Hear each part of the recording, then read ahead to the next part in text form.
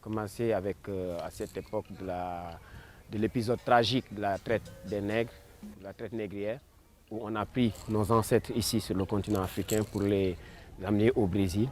Et c'est là-bas, sur ce sol du Brésil, que le mélange entre les différentes formes d'art, d'expression corporelle, gestuelle, ont permis de créer la capoeira. C'est un mélange donc des formes d'expression artistique, culturelle, corporelle, gestuelle des populations africaines, mandingues, bantous, yoruba, qui se sont retrouvés tous au Brésil.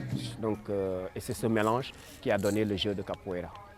Après, ça a mis près de 3 siècles à se créer. Au début, les esclaves avaient tenu à pouvoir s'ébrouer, danser, bouger au soir des journées de labeur dans les mines et les plantations.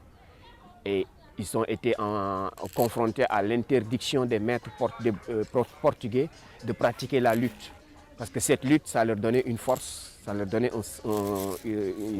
permettait d'être ensemble. Et toujours quand on est un groupe et qu'on est ensemble, on est plus fort. Il fallait casser cette force et les Portugais leur ont interdit la pratique de la lutte. Ils sont arrivés à déguiser la lutte dans la danse. Donc on leur interdisait la lutte, mais leur permettait de danser, de s'ébrouer le soir quand ils étaient dans les enclos en attendant de regagner le chambray. Et c'est dans cet espace de l'enclos qu'est née la capoeira. D'ailleurs, parce que le débat n'est pas fini, une des multiples explications pour donner le sens du mot capoeira renvoie à cet espace de l'enclos. On dit qu'en brésilien, ça veut dire la basse-cour, capoeira. Et c'est dans cette basse-cour, dans cet enclos, qu'est né le jeu de capoeira. Donc, pour parler des instruments de capoeira, on va d'abord commencer par le berimbau, qui est cet instrument avec une tige en bois tendue par un fil de fer que l'on récupère dans les pneus usagés des voitures. Donc, une calebasse qui est coupée dans cette partie, vidée, donc et lissée, avec un petit cordon qui relie la calebasse au fil et qui permet d'enfiler comme ça, qui sert de caisse de résonance en fait. Et donc, moi, pour jouer du berimbau, je tiens dans la main une baguette et un petit panier qu'on appelle le cachichi, qui, chaque fois que je secoue la main pour taper sur le fil, ajoute à la texture du berimbau.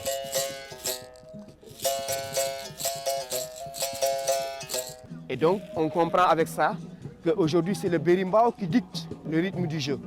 Selon que le jeu il est lent, comme là, on voit derrière nous donc, c'est la capoeira angora, qui est toujours beaucoup plus lente dans son rythme et qui se joue plus au sol, qui est un jeu plus proche du sol avec des mouvements comme ceux des reptiles, comme ça, des animaux au sol. Et donc ça nous renvoie aussi à une autre forme d'interprétation qu'avant, les capoeiras ils étaient aussi soumis souvent à la cruauté des maîtres, des gardiens, des surveillants qui avaient souvent un fouet et qui, quand quelqu'un lésinait au travail, le fouet partait. Et on a dit que la plupart des esquives aussi qu'on a dans la capoeira étaient cela que les capoeiras devaient adopter par rapport au fouet. Le fouet il arrivait, on esquivait comme ça tout de suite. Et donc voilà, ça a été aussi un apport dans le jeu de capoeira. Il faut comprendre que c'est l'histoire aussi de l'esclavage qui est là. Des gens se sont retrouvés privés de leur liberté, de leur dignité d'homme. Tu vois, on les a considérés moins que des bêtes. On les a soumis, on les a arrachés à leur terre, prétendant qu'ils n'avaient pas de culture, pas d'âme, qu'ils étaient, on les avait réduits à l'échelle des animaux. Et ces gens, ils ont tenu à vivre malgré les conditions pénibles dans lesquelles on les avait soumis.